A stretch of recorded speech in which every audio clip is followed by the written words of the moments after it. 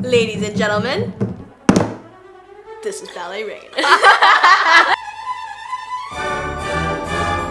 Welcome to the 5K special! Wow! If you guys have seen our community post, you will know that we recently reached 5,000 subscribers here on YouTube. We really can't thank you guys enough. You guys are the best. You make our day. And I can't believe there's 5,000 of you. And more, actually, now, at the time of filming. There's a lot more of you now. To thank you guys for 5,000 internet friends, we are going to do something a little special. Because there are a lot of you now, we decided what better time to expose ourselves on the internet. In front of 5,000 people. So we are going to be doing the very first Ballet Rain 5K Q&A. Now, this is not your ordinary Q&A because we cannot be the only ones exposing ourselves on the internet, you know. Oh no. This is a Q&A for you guys as well out there, all the ballet nerds around the world. Make sure that you write your answers to the Q&A in the comments below. If you guys are watching the premiere live, we expect you to write your answers in the chat because we can see you. We know you're there. So yeah, we just thought it would be a really great opportunity to connect with you guys. I hope you guys enjoy. Make sure you smash that like button. That's so bad. Make sure you hit the like button and we will roll right into the Q&A.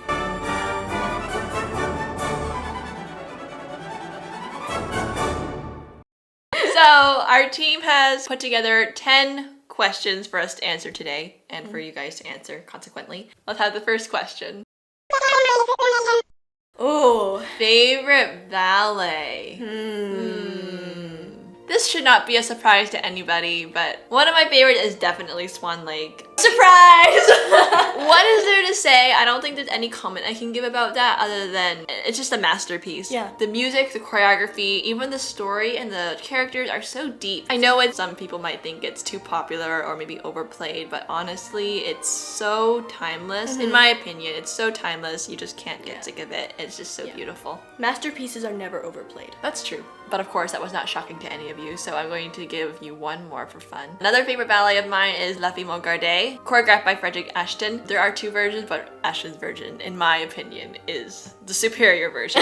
But no, I love that ballet. It's kind of a rarity. I don't think many companies perform that one, but it is a cute piece. It's a really fun ballet. It's got chickens in it, real ponies on the stage. I mean, there's everything in it. It's so much fun. Happy ending. You guys know how I love a happy ending, so I mean, there's nothing else to say. The chickens is definitely the highlight though. Yeah, the chickens are in my opinion. Highlight. For me, I mean, aside from Swan Lake. Aside from Swan Lake, if I had to pick another ballet though, without a doubt, the Firebird. Oh yes, the Firebird. Just the music alone is so good. It is really, really powerful piece. Music by Stravinsky. Yeah. Definitely an acquired taste for some, but once you learn to love Stravinsky, you really love Stravinsky. And I think that's where we're at. Yeah.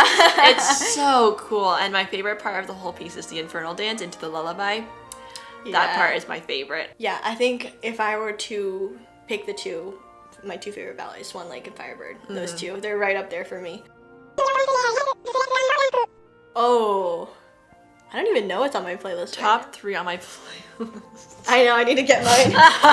What's on your playlist? Okay, so I have, maybe I'll share with them my quieter playlist. Okay. I have a loud playlist as well, but I'm gonna share from y'all my quiet playlist. One of them is Gustav Holst's The Planets. Oh yeah. And my favorite one is Venus, the Venus bringer is of beautiful. peace. Yeah. It's just so incredible. It's when you listen to it, it takes you to like that planet. It's so peaceful. It's so calming. The next one is Maurice Ravel, his Havan. I'll put the title up here. Beautiful, beautiful piece. I highly recommend. And obviously it wouldn't be Eden's playlist if we did not have a Tchaikovsky piece in there. So this is Tchaikovsky's Melody. Oh yes. This one is immaculate. So these are all from my quiet playlist. I have some louder ones. Maybe I'll just like pop them in here just for a bonus. Alright, your turn. I want to see what's on your playlist actually, I'm curious. First on my list is by Saint-Saëns. It is from the opera Samson and Delilah, but I've been listening to just specifically like just the orchestral version. Oh, so without the vocals. But it's really, really beautiful. I don't know how to pronounce this. We'll put it up here. Absolutely beautiful piece. I think it has a lot of emotion in it. It's really, really beautiful. Obviously the opera version's beautiful too, but I don't know. The instruments have just been speaking to me lately. And the second one is from Jules Massenet. La Vierge? La Vierge? I don't know how to We'll say put it up here. You guys know with us and our pronunciation is not the best, but bear with us. The whole collection is so beautiful. It's very peaceful, very serene, and kind of thoughtful, I think. It's very thoughtful. I should take a listen to that. It's pretty. And of course, Rachmaninoff. I know a lot of you love Rachmaninoff. Vocalise. Very pretty. It's a kind of melancholy, but still tranquil. It's very thoughtful, very wistful, but not too sad. Yeah. So it's like a nice balanced piece, I think. Yeah, it's good. And you can listen to it no matter what mood you're in. But anyway, those are my 3 pieces that I've been kind of had on rotation for the past month, I'd say. All right, number 3 is... Oh, favorite thing outside of dance. Easy answer is 2 words. Shopping and bubble tea. My favorite things to do outside of dance. What do I do? We make YouTube videos. Yeah, YouTube is my life. You know, I live the YouTube. I feed the YouTube. I breathe the YouTube. Queen Titania from Frederick Ashton's A Midsummer Night's Dream.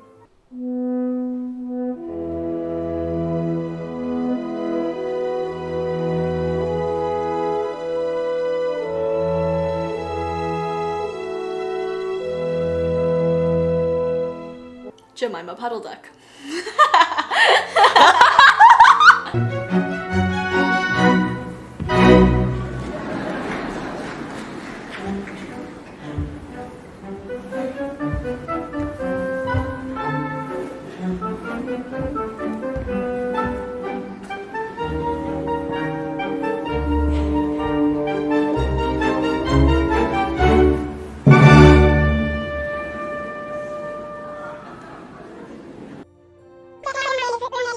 Fun facts about ourselves. Do we have any fun facts?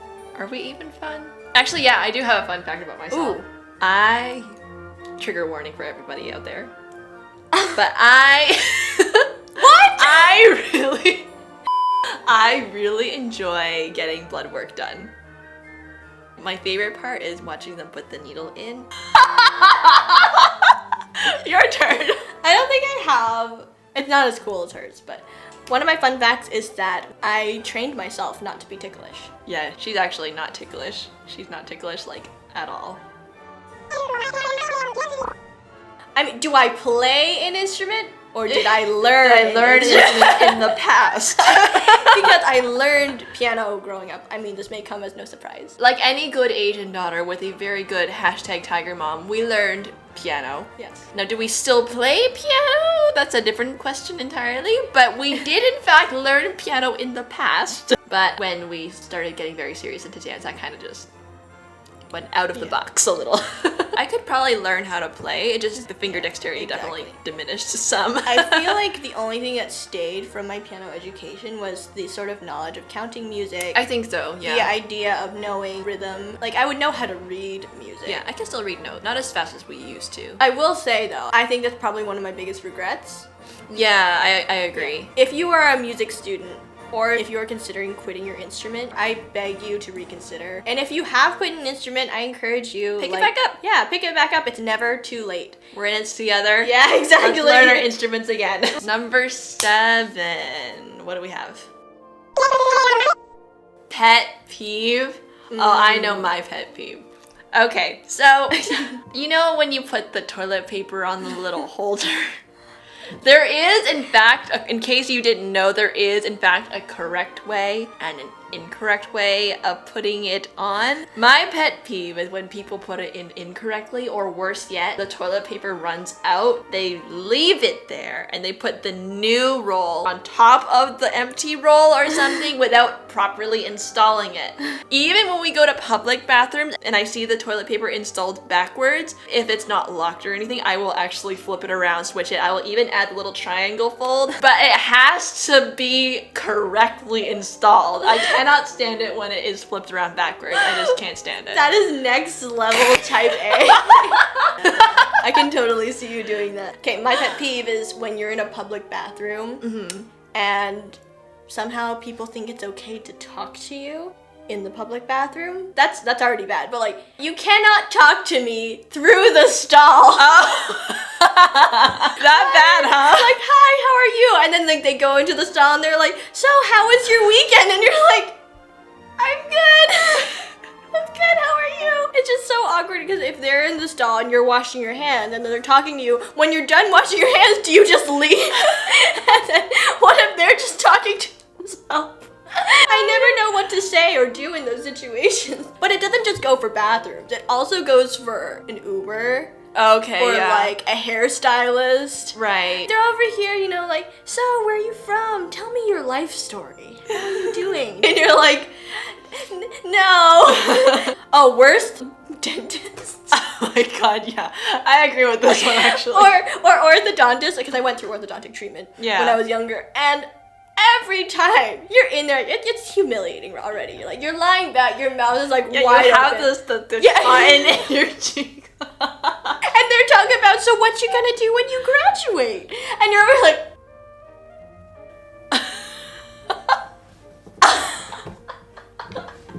I understand that people are really trying to be kind. Yeah. And I appreciate kind people, and I really love that people are trying to do their part to make me feel comfortable. Yeah. But for me, if I could just sit here and get the service done, and then I pay you and I leave, that would be awesome.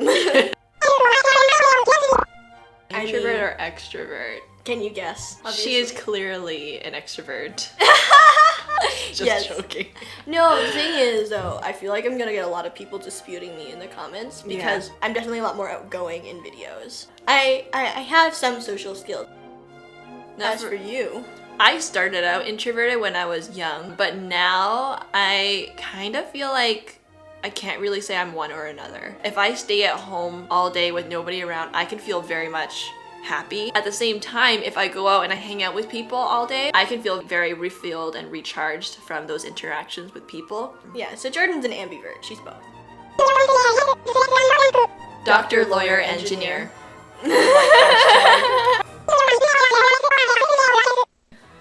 Oh, something I would tell my younger self. If I were to go back in time and tell younger Eden. Ballet tip that you would tell your younger self. Oh, I know. I would tell, if I were to go back in time and give younger Eden a ballet tip, I would say don't force your turnout. Whether it's turnout or anything in ballet and anything in life, if you put on a facade that you're better than you are and you're trying to match the standard of everybody else, eventually that facade is gonna fall. Yeah. And in the case of my turnout, it actually did more detriment because I had faked it and trained the wrong muscles. Yeah. And then I actually ended up worse than I had started. So I would say instead of trying to take shortcuts and fake it and get there instantly, you have to work on it from the root cause. Yeah. You have to go down to the bottom and then you have to work up from there. Authentic growth and an authentic process is what's gonna give you the results in the Yeah. end. So yeah, I think that's something I would have benefited from a lot. Don't fake anything, don't take any shortcuts, be honest, be authentic, and trust the process. To my younger self, there's so much that I could say, but I'm gonna try and sum it up in one easy sentence. Don't be limited by what you think are your limitations. Mostly pertaining to dance, but also kind of applies to everything else in life, but specifically talking about dance. In the dance world, there are certain labels Yeah. that either your fellow students or your teachers especially will put on you. Sometimes they'll tell you, oh, you're a jumper. Yeah. You're a turner, and oh, you are an adagio girl. They give you Yeah. these labels, and sometimes it sounds like it's a good thing. Like everyone wants to be the turner, everyone Yeah. wants to be a jumper, you know, but I think what it does though is it actually limits you to just being those certain things. And what actually happens when you get those labels stuck on you when you're young is it kind of actually comes true even if it wasn't true to begin with. Yeah. When I was younger, they always said, oh, you're a super flexible girl, you're an adagio girl. Yeah. You can't move fast, but you're an adagio girl. Yeah. You may not be able to jump high, but you're an adagio girl, so you know, you're good. And thinking back on that, and I didn't really, you know, put all the pieces together at the time, but now being older and being able to step back with have some distance to look back at it, I think that wasn't really a limitation to begin with. It's just someone told me that I would never be able to move quickly, and then that kind of automatically limited my sort of perception of myself and my own abilities. You can be more than what people tell you that you are. That's what I would tell my younger self. Don't be limited by your limitations or what you think might be a limitation. So we hope you guys enjoyed this 5K special, our very first Q&A. Hopefully you guys got to learn a little bit more about us, and hopefully we'll get to know you guys a little bit more as well. Write your answers in the comments. Again, we're just so grateful for all 5,000 plus of you guys who are out there who've created such a great, wholesome community of ballet nerds. This channel would not be the same without all 5,000 of you, so thank you from the bottom of our hearts. We really appreciate you guys. We really appreciate all your love and support. I think we're very lucky. I was just gonna say that. Yeah. I feel like we're really lucky. I think we have the best subscribers in the whole world. I think we do too. I think we do. But anyway, if you have not subscribed yet and you would love to become a part of the Ballet Nerd family, we invite you to press the red subscribe button and hit the notification bell as well so you'll stay up to date with all of the latest Ballet Nerd content. If you like this video, then like the video, and if you would like to share the Ballet Nerd love, then you can share this video with a friend. And I think that is all from us for now. This is Ballet Rain signing off. Until the next video. Bye! We have one more bonus question. From a very dear subscriber. And they wanted to know, has the Chainsaw Neighbor subscribed to our channel? Everybody is asking this question. And to be honest, even us, we are asking this question. So, Chainsaw Neighbor, if you're out there, this is the official call. The people are asking. Drop a chainsaw emoji in the comments.